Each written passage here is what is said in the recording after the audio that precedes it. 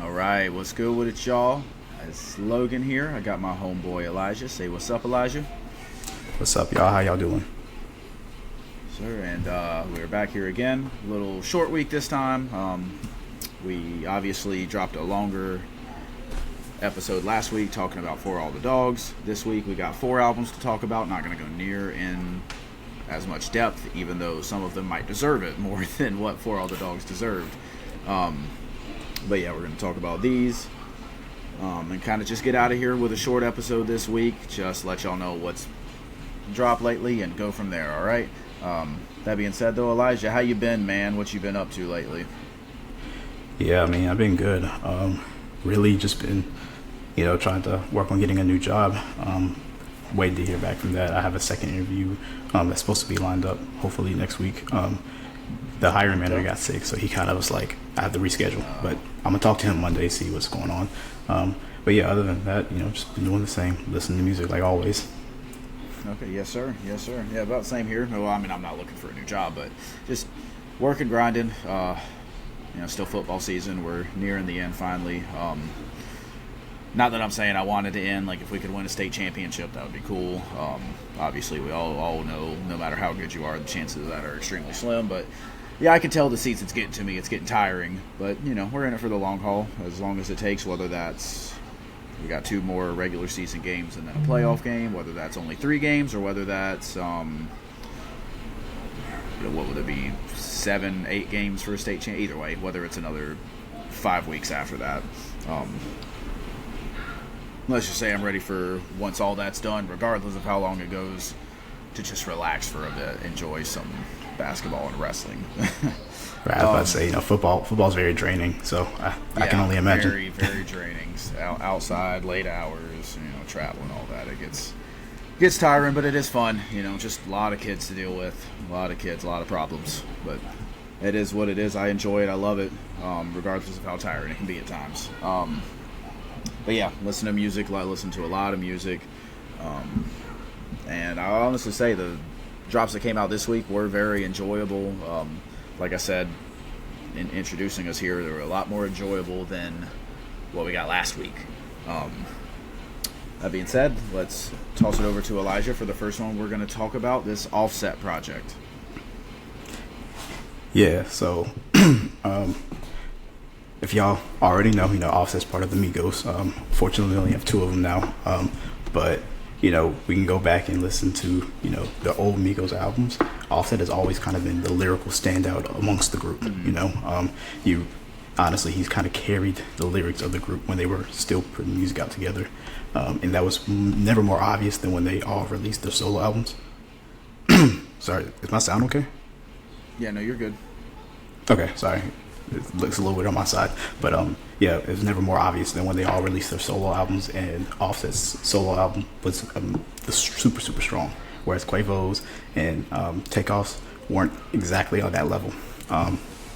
And the reason why I'm bringing this up is because this Offset album is just a continuation of what he produced earlier, except he did it even better, This is not, like, again, he has good lyrics. I'm not saying he's a conscious rapper, obviously, but he has some really good lyrics, and this is one of those albums that, like, if you want to base it purely off of lyrics, it might not be in your top, but, like, if you put lyrics and sound and just quality together, all combined, in my opinion, is probably in my top. It's definitely in my top 15, just based off how much I enjoyed this album. Offset made it pretty obvious that, in this album, he made it obvious that he has a very good ear for music, very good ear for being able to craft sounds that sound good together and throw on good features along with himself. Him and Cardi B, his wife, whether you like Cardi B or not, one thing you cannot deny is that they sound amazing on songs together. They have great chemistry, and it was never more obvious than on this album. Both Freaky and Jealousy, or Jealous, I think it was just Jealous. Freaky and Jealous, great songs. I loved Cardi's contribution to those songs as well as Offset's. I feel like Offset came on very strong, and I feel like Cardi matched his energy very well. I like Fan. That was, those Jealous and Fan were the 2 singles he dropped before the album came out, so I've listened to them multiple times. Fan is a very good single, very reminiscent of, we're talking about some Project Pat type vibes. He did the flow. If you guys don't know who Project Pat is, if you know Juicy J, it's his brother. So that's kind of the type of vibes he was going with that song, and he did it amazingly. He pulled it off great. I feel like the album as a whole, in my opinion, was very strong. He started off strong, he ended very strong. I can't even say there's really a down point of the album. There's not a single song on here that I'm like, oh, he could have done without. And it wasn't a very long album. It was 18 songs? Or was it 14 songs? 21. I think it was 18 songs. 21. It was 21? Oh, wow. Yeah. See, I thought it was less songs than it actually was. Wasn't, the one downside, like I told you, Logan, I felt downside is that he, made this album so good, the sounds flowed so well that it almost felt too short. Not that it was, but it almost felt too short because it's like you got through everything so quickly. At least my first listen. The second listen, I noticed it was a little bit longer than what it felt like the first listen. Not that took away from it though. It actually added to my enjoyment of it. And I think Worth It is going to be a hit for him. Absolutely. Don Toliver sounds amazing on it. They did a great sample flip that. Great on that song, yep. So that he's going to have a hit from Worth It. Again, Fan is good. Fan is good, of course. I think Freaky is a pretty solid song. That'll probably be a hit too, just because it sounds like the type of song to be a hit. And other than that, again, there's some more strong songs, but I kind of want to give you Logan the opportunity to kind of explain what he likes off the album too. But overall, my feelings about this album, this is a step up from what he started off with, and he started off really, really high for a solo album. So I'm very, very happy. Enjoyed this album a lot, and I'm very excited to see what he does, with his solo career, because it seems like, obviously the Migos is no longer a thing because they can't be, but it seems like he's going to continue his solo career, and I think based on this album, he's going to have a very successful solo career. Yeah, no, I agree. I agree with your point that it was again, really enjoyed what was it, Father of Four. I really enjoyed that project. I agree that this was a step up from that, just showing his growth as a solo artist. I agree with the songs that you said that are going to be hits. My favorite song probably was Worth It with Don Toliver. That song is definitely a standout on this track. I enjoy that he doesn't have too many features. For 21 tracks, he has a couple of songs with features here and there, but nothing crazy. Right. A lot of tracks where he's by himself, and he is able to carry a song by himself, definitely. I will say my one takeaway that drags it down, kind of going almost the opposite of what you were saying. I do think it was a little bit too long, like 21 tracks an hour. That's a bit long for a trap project, in my opinion. You do get through it pretty quick. It doesn't feel like awful, like a slog. It's not like For All the Dogs where it's like, oh my god, is this thing ever going to end? It's not that bad, but right. There is still moments where I'm like, okay, it's a little long. Could have cut down a bit. I didn't listen to it enough times to tell you where you could cut it down at, but I can say that I personally would like it a little bit shortened. Again, still really good project, still good considering he's a solo trap artist who put out an hour-long project. It's better than the Young Thug project. It's better than Quavo's project. I don't know if I'd say it's better than Gunna's project, just in terms of comparing it to albums that are, of a similar vein. But right. he is definitely 100% capable of carrying a project by himself. I don't think this is one that'll get lost in the fold. This is not one that you're going to remember for being crappy either. Definitely not. You're going to remember this project. You're going to come back to a couple tracks. I don't think it'll be like something that I'll mention at the end of the year as something that stood with me. But I can say I'll go back and revisit it from time to time, definitely. I enjoyed it quite a bit, especially, again, considering the Migos outside of Offset don't have great solo careers, and even outside of, Culture and before that, they don't have a great track record as a group.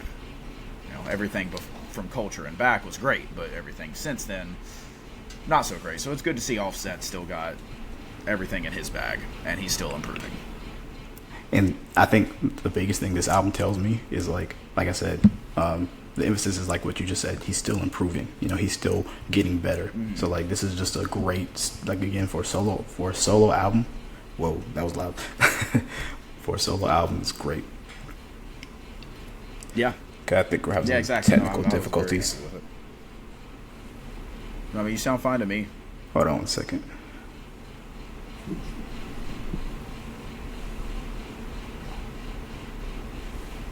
Okay. You can still hear me, right? Yeah, I can hear you. I never couldn't hear you. Okay, there we go. Sorry, just so you guys know, we've been having some technical difficulties, mainly me, but I think we're good now. I can hear now. Okay, good. Right, so transitioning from that onto the next project we want to talk about, Westside Gunn dropped And Then You Pray For Me, which seems to be a sequel to his project Pray For Paris, especially if you look at the cover art. It is very much akin to that project. And I'll just start off by saying, anytime Westside Gunn is dropping a project, I am excited. He hasn't been dropping as much as he had recently, which I do think a lot of people overblow how often Griselda drops. It's really just Conway the Machine dropping a lot. Benny seems like he takes 1 to 2 years at least between projects. He has a normal release schedule. And then Westside Gunn, he'll have a year where he drops 2 projects, and then a year where he drops 1, and then he'll take off. He's a little bit more calm with his stuff. But what I want to talk mainly about Westside is how good of a curator he is. So when we talk about curators, what we mean is like a Dr. Dre, where, as another good example, just like Westside, where you craft an album and you're not even, it doesn't even seem like you're the main feature of the album. The main feature is 1, the production, but 2, the artists that are featured on the project outside of yourself. Another example would be DJ Khaled, who obviously he doesn't really feature on his tracks outside of the, shouting stuff at the intro, but he curates music and it's bad. He takes big names and he makes bad music. Like I said, we talk about Dr. Dre. Westside Gunn is more akin to that. He picks artists that fit his sound. Obviously, he's more of a rapper than like a DJ Khaled is. He's more like a Dr. Dre. I would say he probably raps a little bit more on his own projects. But if you look at what he's dropped since Pray For Paris up until this project, he was featured on, his lyrics made up about 20 to 30% of the projects, maybe getting up there in the 40s. This project featured him more than any other project since Pray For Paris, hitting around 45%, I think, if you look at the actual numbers. But again, that still shows, even this being one of the higher amounts, he does a great job of letting the other artists feel their way through the project as well, So I just want to give him a shout out for that. And like I said, he also does a great job with producers. He ventured more into the trap scene on this one, which allowed him to show a little bit more versatility compared to where he's normally like that boom bap and that Buffalo gangster rap. So that was very interesting to see. You can hear like Tay Keith on this project and a couple of other more famous trap producers. You hear DJ Drama, which has worked with Westside before, but just hearing all that come together into a very solid project is always fun to hear. He does give us, in terms of his rapping, I think he is at the top of his powers on this one. Granted, he's usually at the top of his powers on his projects in terms of his own rapping, with his ad-libs, the gun sounds and stuff like that, and then just with his overall swagger, flow, and lyricism. He always has some type of funny bar or one-liner, but then he's also saying stuff, not like conscious rap, but in terms of more gangster, like boom bap type rap, he's always saying something interesting, something a little bit deeper, and again, funny bars here and there. So that is as to be expected. As for talking about the features, Benny and Conway, they stand out great. They show their amazing Griselda chemistry on their features. I think Conway had 2 and Benny only had 1. Yep, that is correct. You can hear both of them on Costas. You can hear Conway on that song and Mama's Prime Time, which also has Jid. Jid also lends a really good feature, but I think the 2 standout features outside of the Griselda projects would be Rick Ross and Denzel Curry. Rick Ross and Rick Ross and any of the Griselda members, but specifically Westside, I knew would sound good together. I had no doubts. I just knew that was going to sound amazing. And then Denzel is an interesting one to me because he comes in always a lot more aggressive, but also very lyrical. And I'm just finding more as I hear him that he can honestly work with any artist and kill it. Still the show to a degree, but also not overshadow what the concept of the project is. You also see some features from Jeezy, which I thought was really cool. He obviously is someone that you would expect to sound good with the Griselda artist. You hear ESTG, Ty Dolla $ign, Gigs. They all sound great on these songs, but the number one artist to me that stood out, aside from who I've already mentioned, and obviously Westside Gunn himself, was Stove God Cooks. That man was rapping his butt off. He needs to drop a solo project. I don't know how that has not happened yet. That man needs to get on it. Overall, this project is great. I am going to say, I've listened to it twice now. I'm going to come back to this one a lot. I could see this being in my top 10. I have it in my top 5 right now, but again, too early to say for sure. That's just kind of early projections for me. This is easily one of the best projects of the year, though. Again, Westside Gunn always comes with some fire. I thought 10 was a great project, and this is the project coming right up after that. So he's at the top of his powers, even though I think he's kind of coming to an end of his career at the same time, if what I've been reading is true. You never know with artists, but if so, man, he has given us a lot in the past 5, 6, however long he's been doing this, and however long he's been famous for doing it. He's been doing it for longer, but he really just got famous over the last 5 or so years. So he's given us a lot, and I do hope it can continue. But that's my thoughts on it. What you got, Elijah? Yeah, I mean, Logan kind of hit it on the head with everything, pretty much. I mean, in terms of how much I enjoyed this album, I listened to it twice as well. I liked the album a lot. I liked, like what Logan said, Westside Gunn is a great curator. This really felt more like a compilation album of just like really great artists, and Westside Gunn obviously tying it all together with his voice and his a little bit of his lyrics, but like I like that on the features, he let the features stand out, and I don't think there's a single feature on this album that I'm just like, this album could have done without it. I feel like every single feature, I feel like everybody brought their A game basically in terms of features and everything. I feel like I really enjoyed Stove God. Really surprised me. He was like listening to him. I forgot what song. Hold on, let me see. The song that he was on. Like I literally, the transition from Westside Gunn to him was insane, and like he stole the show. He was on a couple songs actually. He's on 89 House of Glory and JD Wrist, and also Babylon Bis. And I think it was JD Wrist that I'm talking about, where I felt like he kind of just stole the show.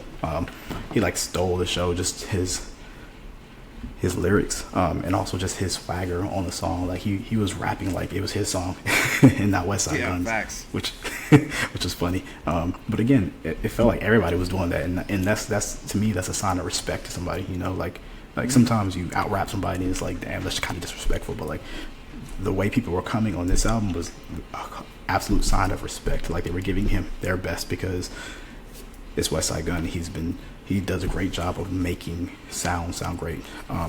One thing I really liked about this album, I don't know if you noticed, but there's a lot of sports references in everybody's lyrics, and even a lot of the titles of the songs could be construed as sport references as well, like references to basketball players and years that are relevant.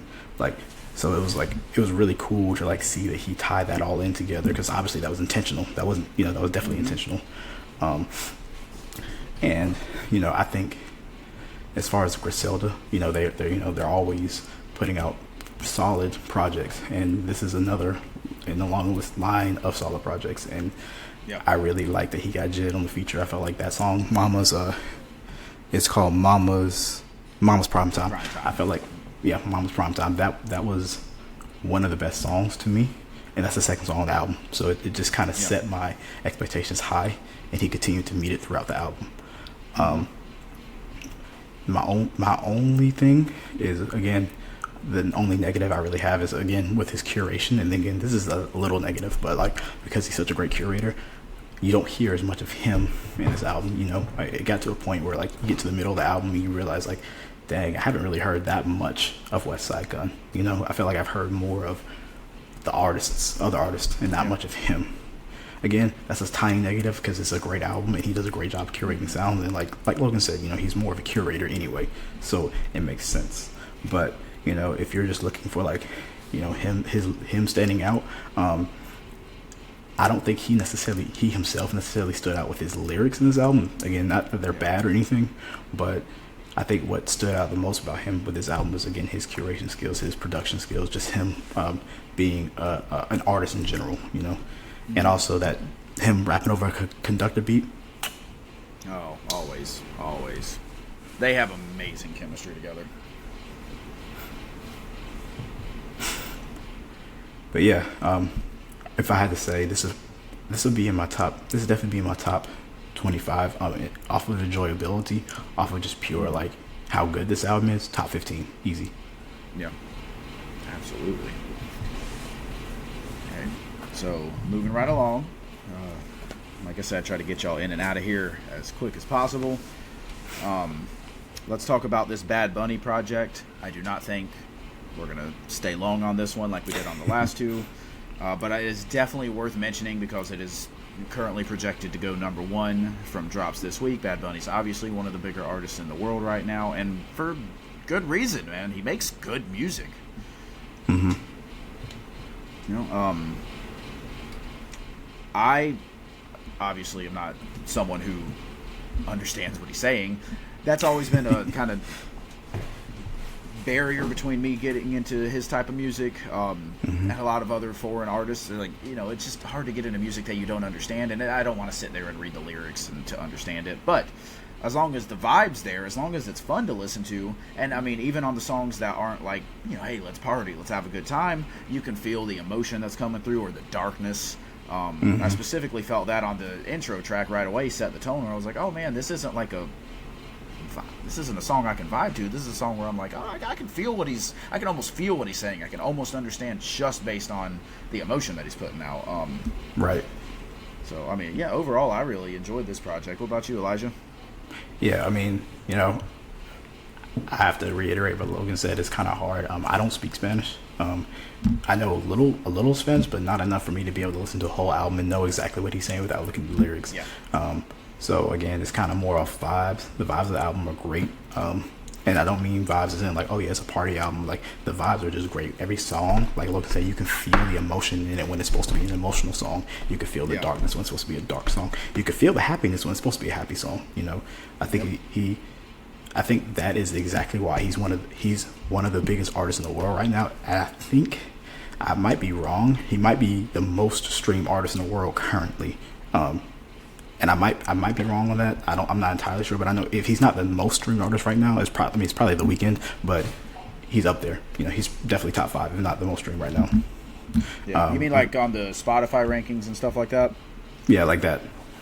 Okay, yeah. So Spotify has him at 4th in the world, which, I mean, okay. Who knows where he is on Apple Music also. Yeah, if I had to guess, The Weeknd or Taylor Swift or something like that's number 1. Let's see. But like, think about it. It would be The Weeknd. Right. A Spanish artist. He only sings / raps in Spanish. Yeah. So that's the fact incredible. that he's 4th in the world says a lot because, yeah. I mean, it's not just obviously Latin American. I mean, he's a Latin American artist, but it's not just Latin America that loves him. America loves him. A lot of English speaking. America loves him, yeah. A lot of different language speaking countries love him, and there's good reason. The music is good. There's no reason to knock that. The music is good, whether you can understand it or not. Everybody can understand a beat. Everybody can understand a vibe. Everybody can understand what somebody's trying to convey with their voice, and he does a great job of tying all that together. I can't say anything negative about the album, if I'm being honest, because I don't know enough Spanish to say something negative. And it honestly didn't, it was a pretty long project, but it didn't feel too long. It was 81 minutes, but it went by pretty quick. I kind of listened to it while cleaning the house, while walking the dog, stuff like that. But I mean, it went by pretty quick, honestly. And exactly. If I had to bet, just like his last project, this will probably be nominated for Album of the Year at the Grammys. Hopefully. Obviously, I think that the last time it was nominated, Mr. Morale deserved it. But hopefully, at the very least, this one can win it and not something like Harry Styles. Right. Yeah. Apparently, people like him don't win those awards, apparently. I've never understood that. Yeah, I mean, I just think that, if you put it this way, this is the type of album where, like, if you don't like Spanish music, I mean, you're not gonna like it. Yeah. Because you just don't like it. But if you're open to trying, if you voted for Trump, you're not gonna like this album. But if you're open to trying new music, this is definitely a nice album to try. I mean, and I'm sure pretty much everybody's heard at least one Bad Bunny song. I mean, he's had a few songs that have been popular, that have been big in the U.S. So he's definitely a good artist. One thing I like, just to kind of tie it all up, one thing I really like is that he's a singer, but also I think he's also a rapper, obviously in Spanish. And what I really like is like he was rapping / singing over trap beats as well. Like some of those beats were like really dark and menacing beats, and he was making it sound doing it really, really well, and he was sounding well over it too. Yeah, you got me wanting to go back and listen to it again. I wasn't even planning on doing that. Yeah, I'm telling you, it's one of those albums where it's like, it's just a fun album. You don't even have to know what he's saying to like just enjoy it, Yeah, absolutely. So, yeah, enjoyable project if you enjoy his music, and especially if you can understand what he's saying. I think you'll love it. Even if you don't, give it a shot. You might be surprised. I wasn't going to listen to it, and I said, you know what, let's do it. Enjoyed it a lot. That being said, we got one more to bring to y'all, and that would be A Great Chaos by Ken Carson. I can't say that Ken Carson's one of my favorite artists of all time or anything like that. I don't know about you, Elijah. I mean, honestly, my opinion, he sounds like a mix of Playboi Carti and Lil Uzi Vert, and I don't mean that in a good way. Which is that's fun. He sounds okay. Right. He doesn't sound bad. But yeah, just like the Destroy Lonely project that dropped, I believe it was earlier this year, which I only bring that up because Destroy Lonely is on this project 3 times, and they obviously have a lot of chemistry together. This is enjoyable. It's not too long. It's only 46 minutes. So it's pretty quick to get through. Like, at the very least, whether you like it or not, 46 minutes, you can always do that. Right. It gets a little repetitive. There's not enough keeping me there to say, like, oh, I want to listen to this over and over and over again. Like I said, there's 3 Destroy Lonely features. One of those also has Uzi on it, on the song Like This. Obviously, you see a lot of comparisons between Ken Carson and Destroy Lonely and Uzi and Playboi Carti, especially from the artwork. I mean, this straight up looks like artwork that would be on a Playboi Carti project, if we're being totally honest. Right. I think it's enjoyable. I think it's forgettable, honestly. And that's I don't think that's per se a negative. That's just kind of my thoughts on this particular brand of music. Now, that being said, we compared them to Playboi Carti. I think Whole Lotta Red is one of my favorite albums of the last 5 years. So take that with a grain of salt. It's just Ken Carson has not reached that level to me yet. But the one thing I will say, according to current projections, Ken Carson is supposed to outsell Offset. Them both having dropped on Friday. So that's extremely interesting. And cool to me. I think it's cool that his fans ride for him like that. So shout out to that. If y'all enjoy him, by all means, this is a monumental moment for y'all. I'm not gonna lie, I don't think that's very deserved at all. But hey, you know what? I'm not gonna hate on someone who's, again, I didn't hate the album. I don't hate him as an artist either. This is not me trying to trash him, but that's another reason why numbers aren't everything when it comes to music, because there's no way that this album was better than Offset's album. Just saying. Yeah, no, I wouldn't say it was better. No. So I'm gonna start with some negatives, then I'll go into positives. Negatives, like this song is fine, but that song is the perfect encapsulation of why I'm not a big Ken Carson fan, because you hear him, then you hear Uzi, and like, I'm like, why don't I just listen to Lil Uzi? Because it's like the same music, just slightly worse. And it's like, why would I want to listen to slightly worse than just the, you know what I'm saying? So that's my negatives about this album as well. This sounds like a Lil Uzi Playboi Carti album. This sounds like a collab album they would have put out like when Playboi Carti first dropped. When they had back when he released his first album, Playboi Carti. This sounds like that type of era of music. And I mean, we're going on almost 7 years now since that dropped. So it's like going back to that is kind of like, again, I'm not trying to be too negative, because I liked the vibes of the album. I liked the album. Yeah. I don't think it was a bad album at all. I just don't think that his sound is something that's for me, if I'm being honest. Just because I've heard too many artists like him. It is an easy listen. It's just, is it a great project? You can be an easy listen and be a mediocre project, which is I think would be the perfect way to describe this. Yeah, it's bad. And again, it's mediocre. It's mid. There it is. It's mid. There you go. And I mean, Ken Carson's a newer artist. He hasn't been out for too long, so like this is not an indictment on him because I mean this album is fine. This is this is not a bad album by any means. I just hope that he finds his sound and is not too much trying to be a mix of Playboi Carti and Lil Uzi because like we already have both of them already. This is one of those albums where it'll get lost in the sauce. Honestly, it's going to get lost in the sauce. Like in 3-4 months, nobody's going to really remember this album unless you're a huge fan of him. Only his fans will remember it. Yeah, only fans of him. The general public aren't going to care anymore. And hey, look, it is perfectly fine for an artist to come out and not necessarily hit it out the park on their first few albums or whatever. So I think there's enough there where he can build off of this album. Like I said, not a bad album. This is something you can build off of and become better. Right, exactly. He has the potential. Yeah. I just would like to see. I honestly would like to see more features on the next album and not just and him not with just Destroy the ones Lonely. that you expect. Yep, exactly. Yeah. I'd like to see venture out of our comfort zone a little bit. Yeah, maybe spend a little bit of that budget on different type of art. Get a Denzel Curry. Get right. I just throw him out because I already talked about him on features, And I think that might have actually, like, if he had other features other than Uzi and Destroy Lonely, I think that might have actually made the album a lot better to me. I think it's just the album is very much sounds like one long song basically. It also doesn't help that Uzi and Destroy Lonely are neither the best feature artists. They have had Uzi specifically, because Destroy Lonely again is not someone that I go to listen to very often, but Uzi specifically has a track record of not being the best feature artist. He has a couple tracks where he is good, but for the most part, Right. Yeah. It just really depends on. It really depends on. With Uzi, it really depends on what album or what song he's on, because he has some gems like Bad and Bougie. It was a great feature by him. Yeah. And then he has a lot of duds, if I'm being honest. But yeah, I mean, this feature was at least a solid one. I don't think it was a bad one. I don't think it was like stand out necessarily either. But again, it's kind of like the album. It's probably forgettable, if I'm being honest. Yeah, definitely forgettable.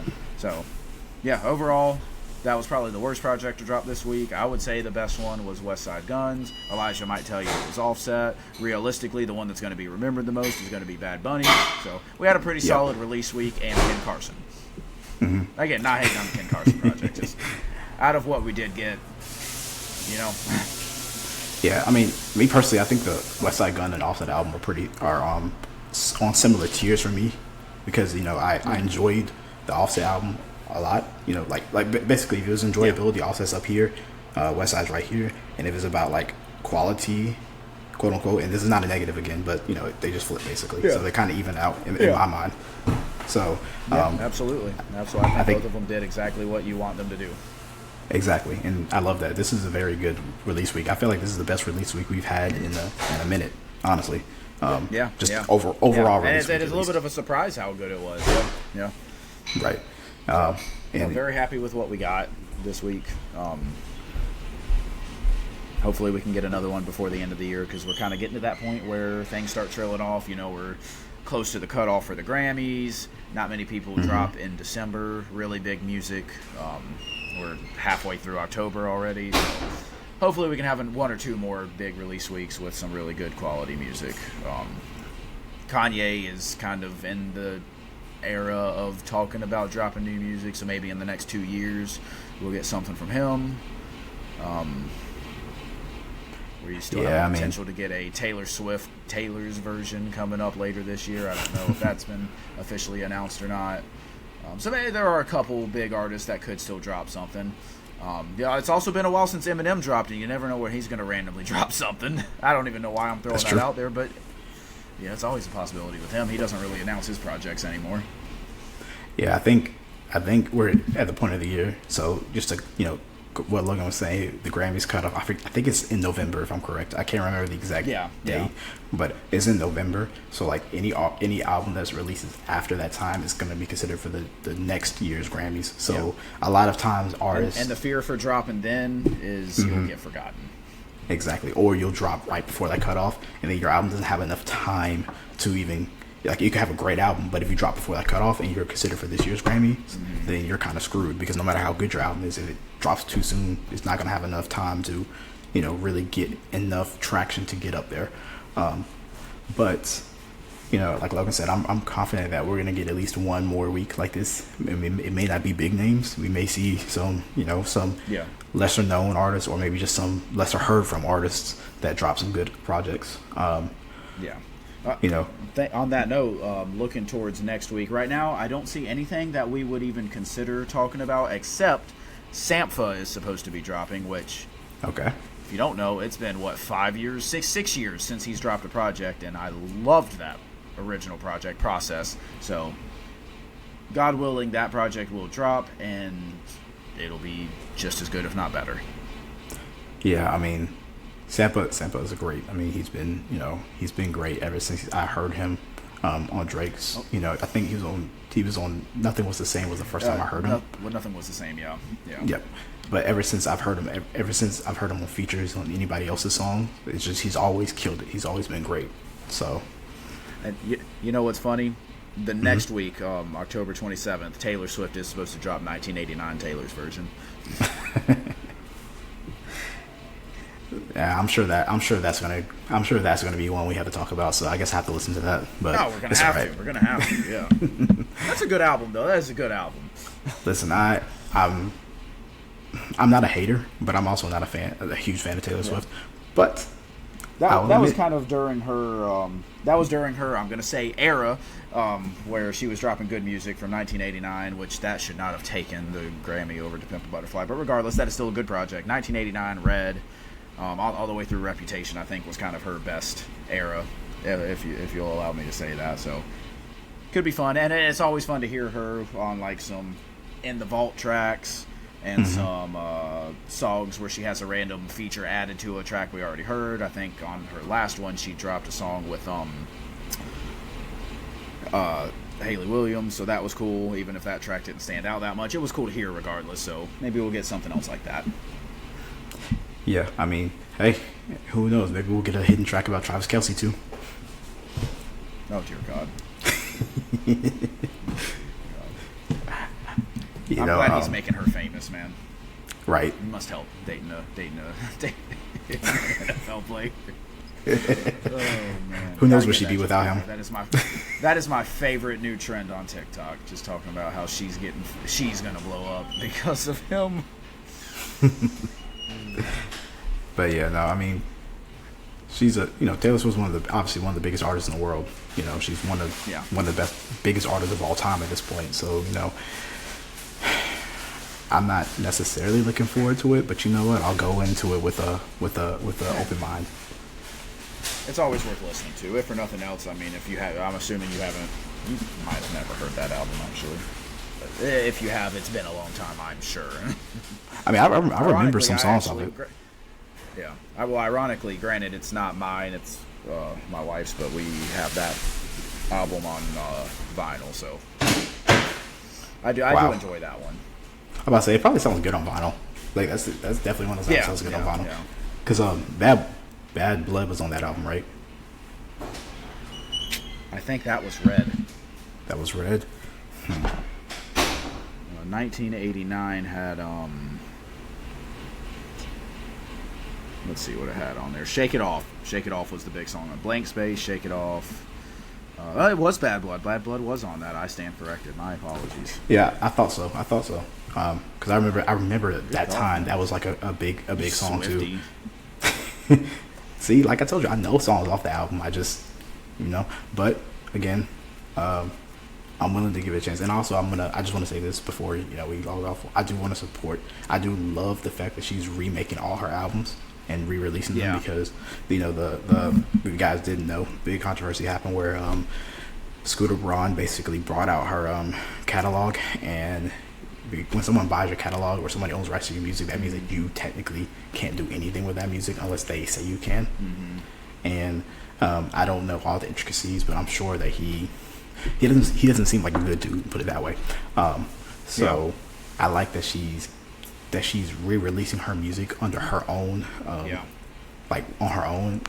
And I love that she's doing it too because it proves how good of an artist she is. I can respect. I can always respect. And the artistry of it. They're still getting number ones whenever they release too, even though they're just basically re-releases with a few extra songs. So, yeah. Right.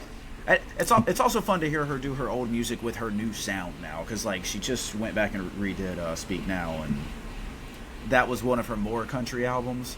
Obviously, she hasn't gotten to the point where she's redoing her debut album, her self-titled project. That's one I'm excited to hear because that was very much a country twangy type of project, and she does not have that sound anymore. And on an album like Speak Now, she changed that a little. Like, it sounded completely different with mostly the same lyrics. One small lyrical change that I can remember from a more problematic lyric. It as problematic as a Taylor Swift album can be, but I mean, the sound is very problematic. So I will be interested to. I will be very interested to hear that. Now, I will say, she has 3 left, and obviously 1989 is the one up next. I'm excited to hear Reputation because a lot of people hate. That's probably her most polarizing project. A lot of people hate it because it's so different. A lot of people love it. I'm one of the people who loves it. That's the closest to like the hip hop scene she gets. She gets a song with Ed Sheeran and Future. She's very aggressive on that project. I would love to see if she would have more from the vault tracks with other rappers. Let's get a Kanye feature. Yeah, right. that's something you see. Do you know how much that song would sell? Because that would destroy Twitter, Spotify, Apple Music. Like, those sites would shut down and not exist anymore if a song like that dropped. Because she's already one of the biggest, if not the biggest artist in the world. He's one of the biggest rappers of all time.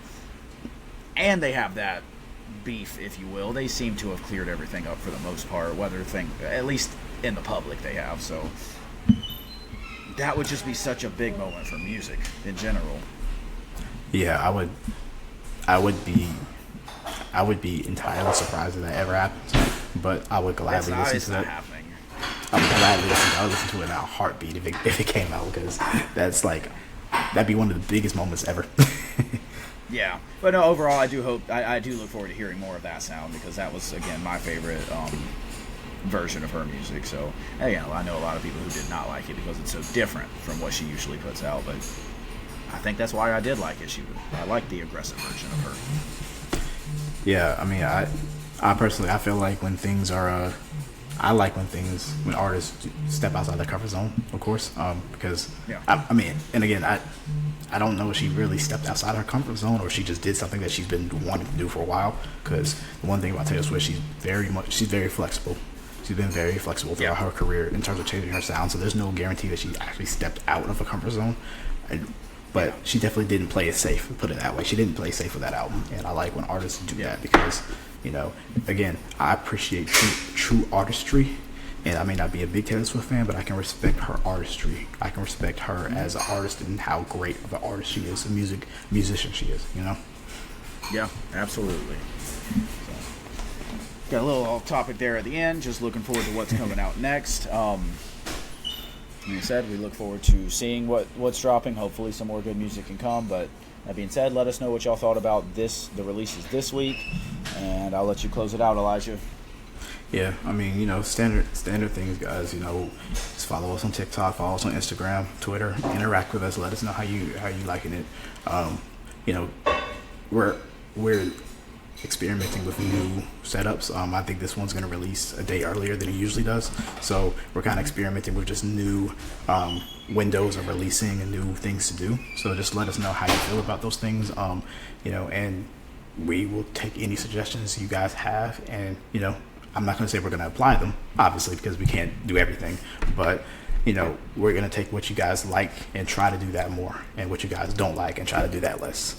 But again, just follow us on everything. Keep interacting with us, and keep following our TikTok, because our TikTok is going to be our main source of new things outside of the actual podcast where we're, have more interactions with you guys as well. Yep. That's the goal. So make sure y'all do those things. Listen to the man. He knows exactly what he's talking about. That will help us grow, help us get more content out to you. Being said, I hope y'all enjoyed. Peace. Peace out.